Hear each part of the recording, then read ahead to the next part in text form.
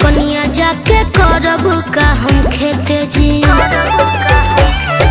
कमर में साड़ी ठीक से सहिया आवे नहीं लपेटे जी। नया नहर कनिया जाके करब का हम खेते जी।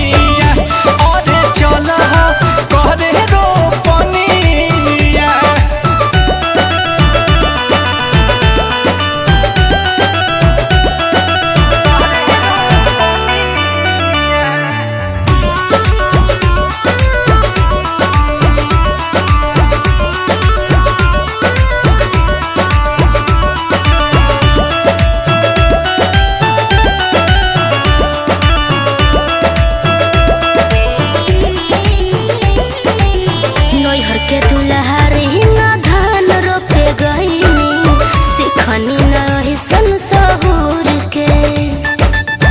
पातर कमरिया खोड़ जाई राजा बिया न गड़ाई निहूर के।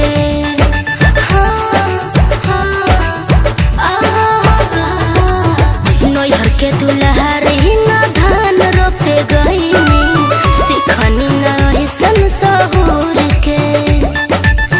पातर कमरिया खोड़ जाई राजा बिया न गड़ाई निहूर के। अरे धीरे धीरे सीख जा पुरानिया करे खेती की सनिया। अरे करे खेती की सनिया कि चारू ओरी भर गइल पनिया। चल करे रो पनिया अरे चल करे रो पनिया।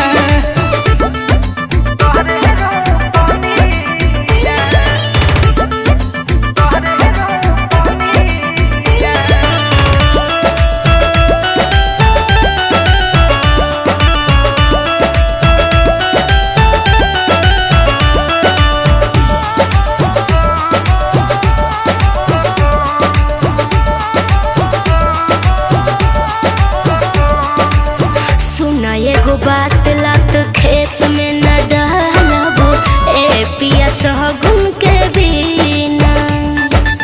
नील कमल हंसू करार करभिए देहब का हमरा के चिन्ह।